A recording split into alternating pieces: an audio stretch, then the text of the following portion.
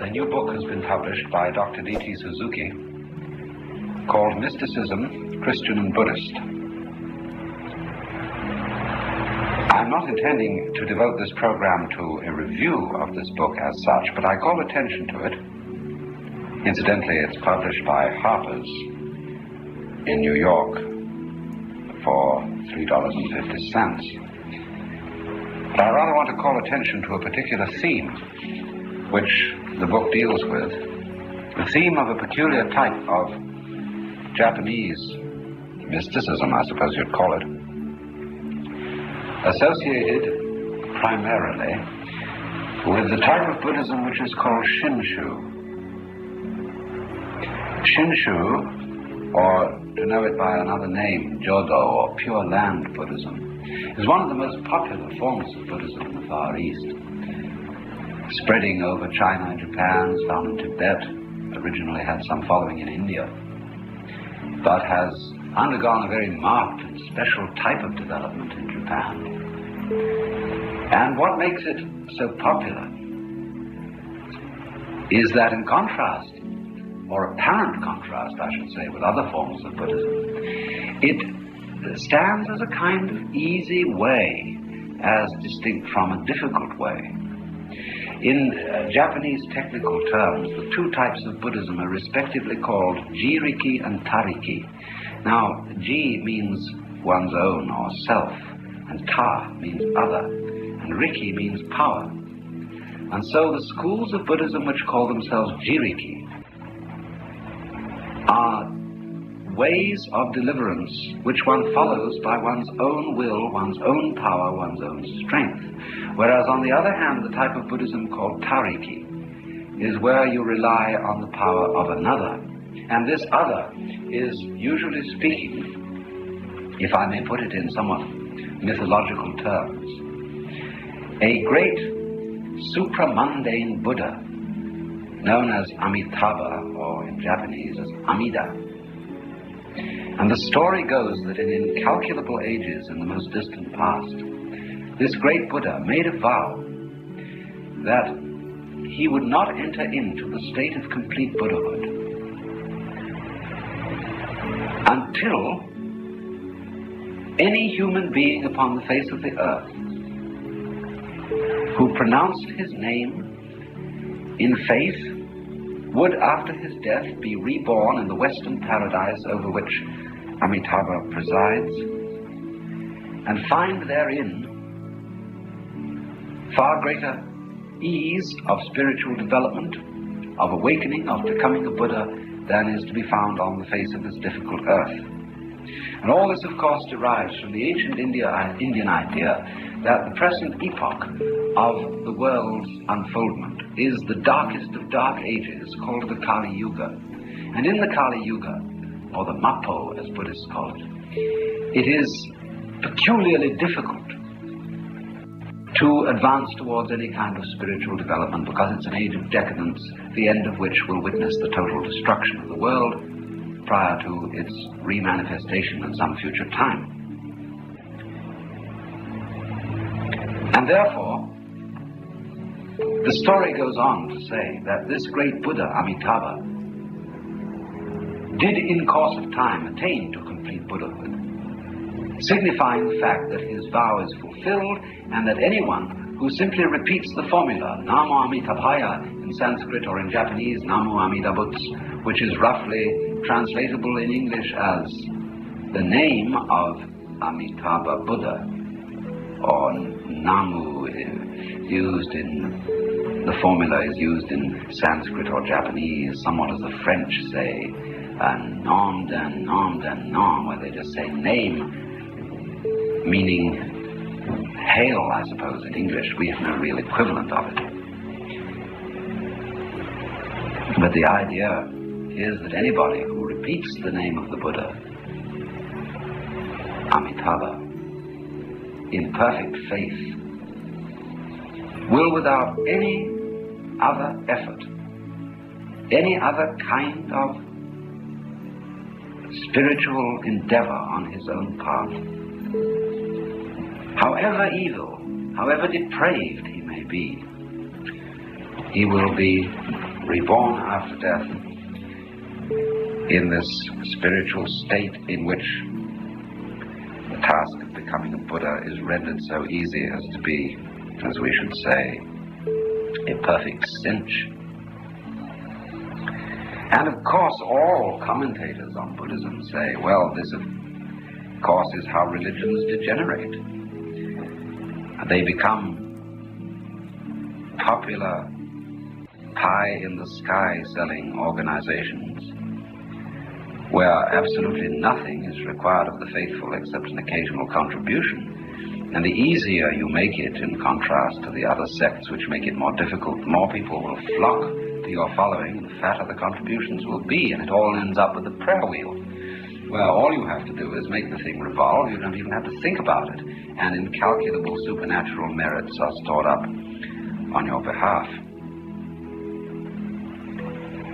But it's very dangerous to jump to conclusions of this kind about this type of religious or spiritual manifestation, because in practice the Shin school of Buddhism has had some of the most remarkable adherents and produces a type of personality which is known in Japan as a myokonin. Literally translated, myokonin means a wonderful and fine man. That's just a literal translation which doesn't at all convey the sense of this kind of personality, the myokonin. But the myokonin, a man like Shinran himself, who founded the Shin school of Buddhism in Japan, is a man who has in a way understood the profounder meaning of the doctrine of this school. And perhaps before I talk about the personal characteristics of the myokonin, I should try and indicate what may underlie, what may be the deeper meaning of this seemingly decadent, highly popular and easy form of Buddhism. Perhaps the best way to do this is by means of the critique which this particular school uses against those who follow the other way, who follow the way of jiriki or self-power.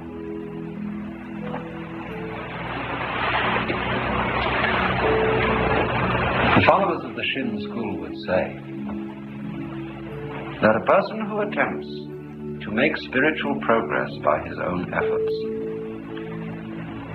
is battling against the worst possible obstacle to any progress at all.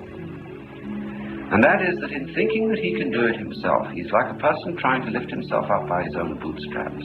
Or to put it in another way, he suffers from the pride of imagining that his own will, his own energy, is sufficient to change himself. After all, if he needs changing at all, it is precisely the character and the motivation of his own will and his own energy that needs changing.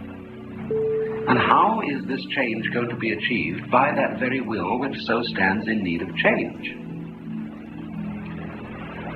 To put it in the more usual language of this school of thought, they say that the average human being is so weighted down by karma, that is, if we put it into more modern terminology, we would say he is so fundamentally conditioned by his upbringing, by his social environment, by the temptations of the world, the flesh and the devil, that there's really nothing he can do to make himself any better. And everything that he does do is simply a manifestation of this same conditioning, masquerading like a wolf in sheep's clothing.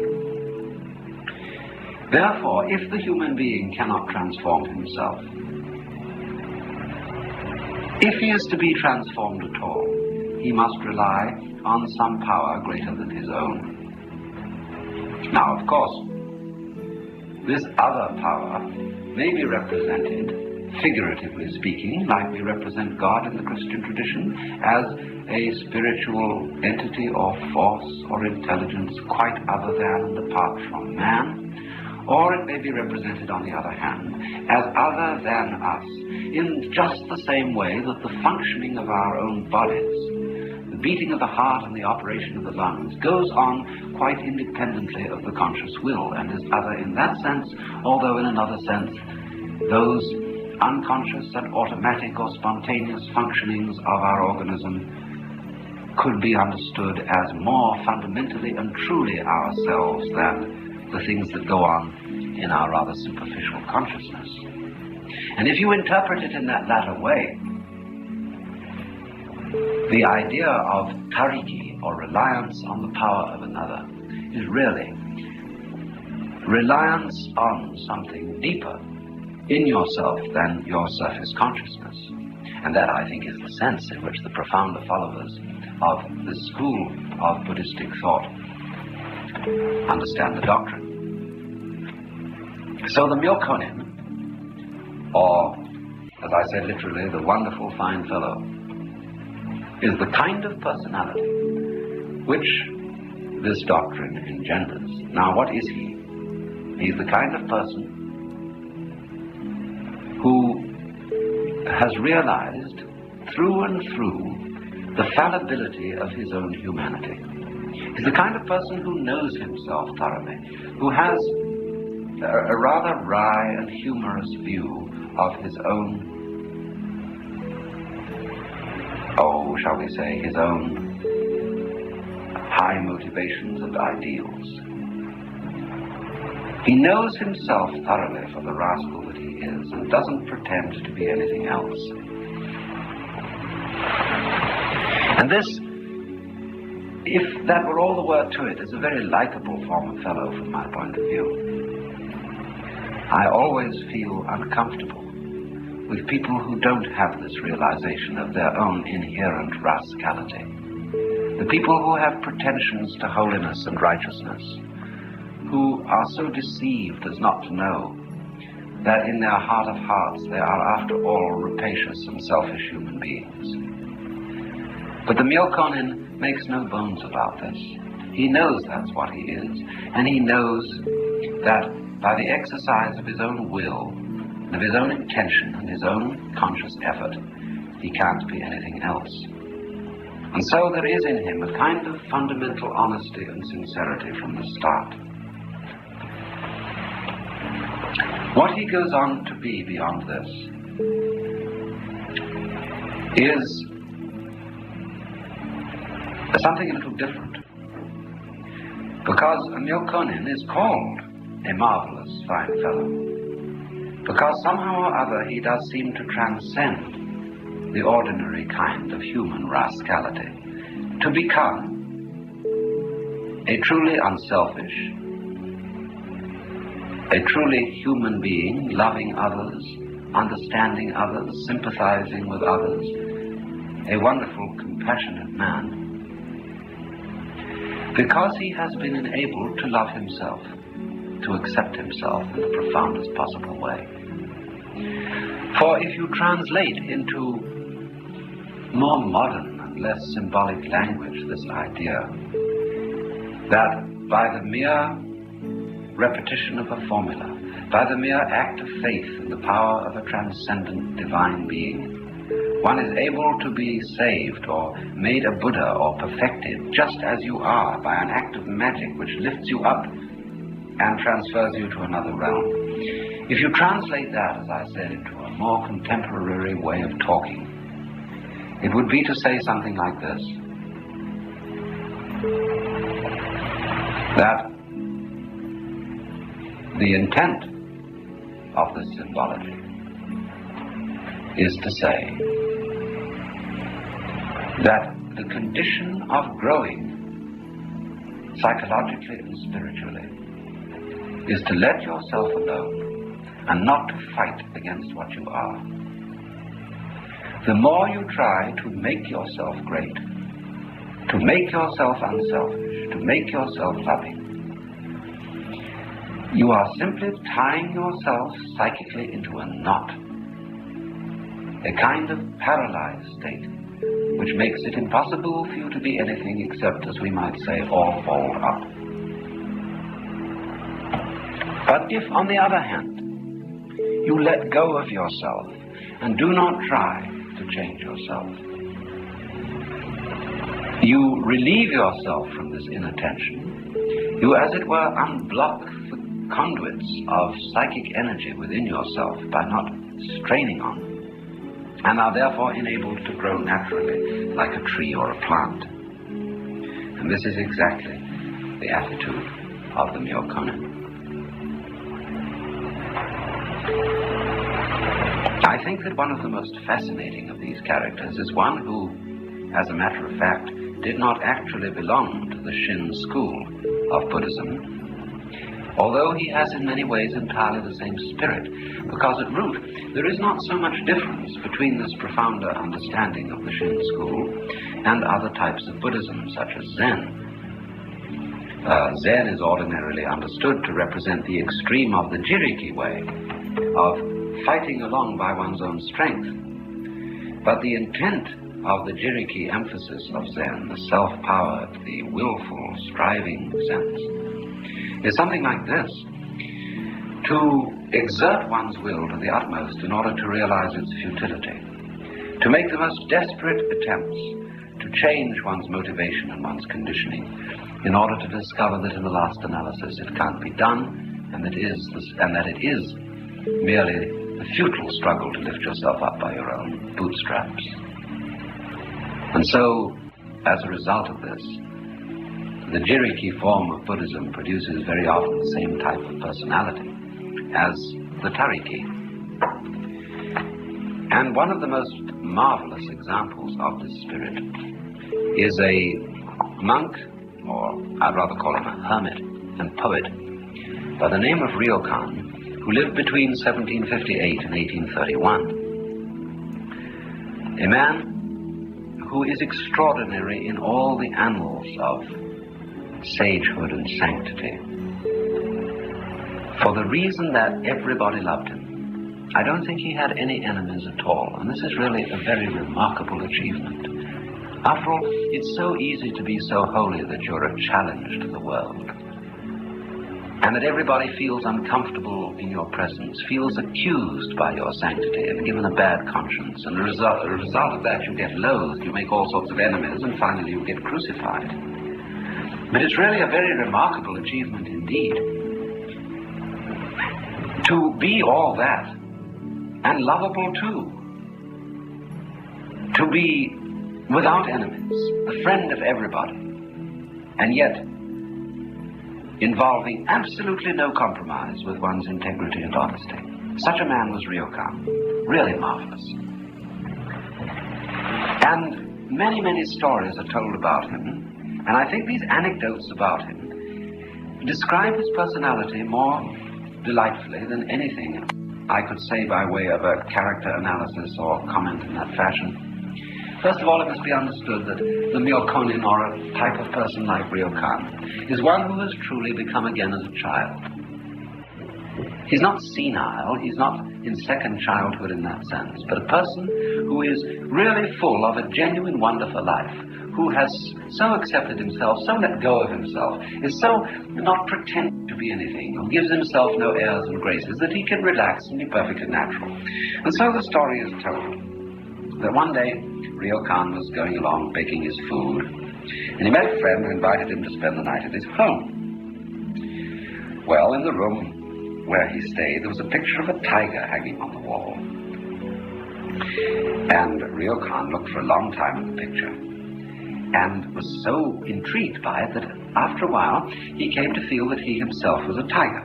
He fell to the floor, and running around on all fours, he growled at the tiger in the picture. "Ah," he said. And the tiger seemed to look at him and answer him. Ryokan again shouted, "Ah, ah, ah." And the tiger seemed to answer and appeared to be going to approach him. And Ryokan, getting a great deal of fun out of this game, repeated it many times.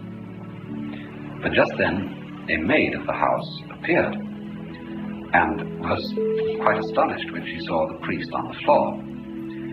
For a moment she didn't understand what had happened and was very frightened. And then she recognized him.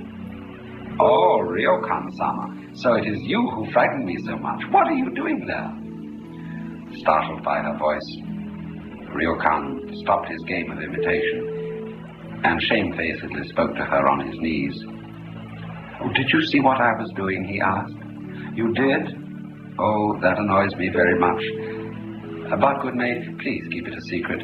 Otherwise, I won't know what to do, for people will think I'm crazy." And then there's another story, which tells of a servant boy who came to the little hermitage where he lived in the mountain, bringing a letter from one of his friends. And just at that moment, Ryokan was absorbed in trying to juggle his begging bowl on the top of a pole. When the messenger called out and delivered his letter, Ryokan stopped his juggling for a brief interval, glanced over the letter, and wrote his answer. The bearer made his departure, and Ryokan resumed his play. His bowl, time after time, slipped down to the floor, but again and again he'd set it up on top of the pole. Many hundred times did he struggle to accomplish this feat. And after some time the messenger returned. Ryokan was so engrossed in his play that he felt annoyed at this interruption and did not pay any attention to his visitor. Well, the boy waited for some time and finally called out in a loud voice, "Ryokan-sama, look here, what does this answer mean? My master is angry with me and has ordered me to ask you to take back the letter you wrote before and give me your real answer. Please do so." Ryokan then had pity on the intruder and opened the letter he had written only a short time before, and what was his surprise when he read, "The bowl turns round and round." He broke into laughter. "Oh, dear me, excuse me, I've made a mistake," he exclaimed. He then wrote another letter, but as his mind was filled with thoughts of the bowl and its play, the answer didn't come easily.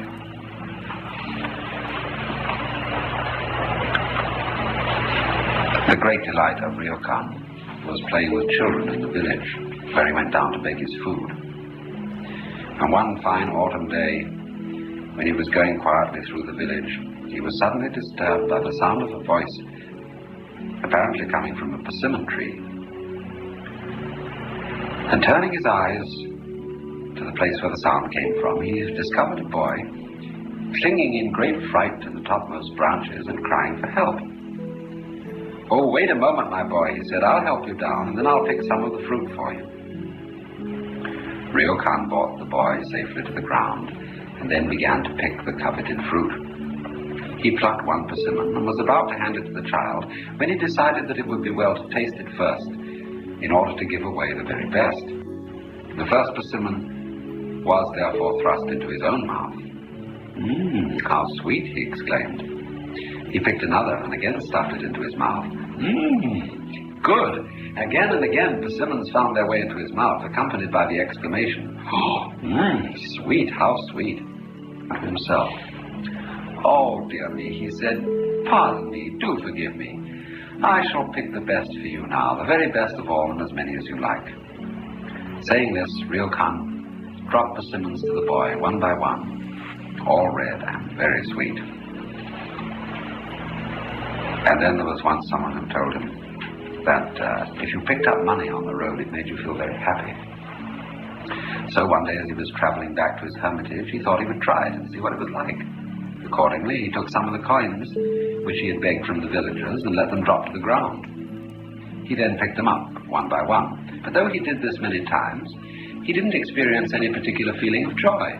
"I can't understand it," he said. "They tell me that it is pleasant. Surely they wouldn't deceive me." He tried it again and again, but always without any result. In the process of dropping and picking up his money, he gradually lost all he had in the grass. For a long time he had to search for the money, but he found it at last, and then with a cry of joy he exclaimed, "Ah, I understand now. To find money is certainly a delight."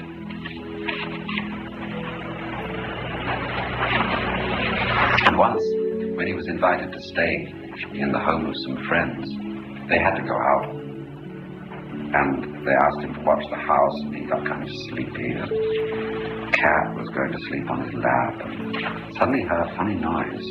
He thought it was the cat, but there was the cat asleep on his lap. What was that sound? He stole quietly to the paper screen which separated the veranda from his room and peeped through it with childish curiosity. And there in his room, he saw a shabbily dressed man searching in a chest of drawers and taking clothes out of it. Uh-oh.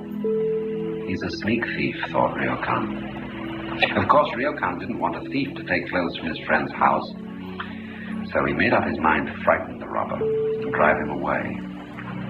He therefore crept into the room and stood behind the thief.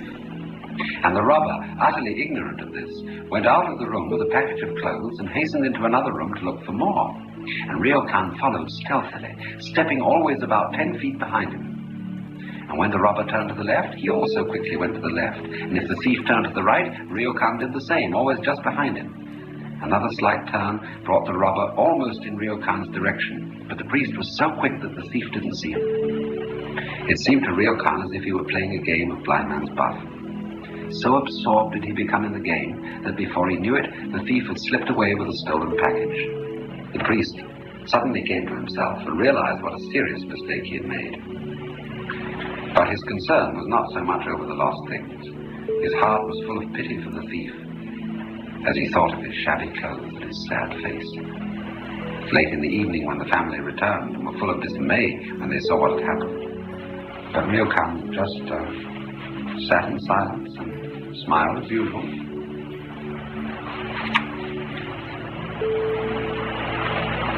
And then, among his written effects was found this curious little document.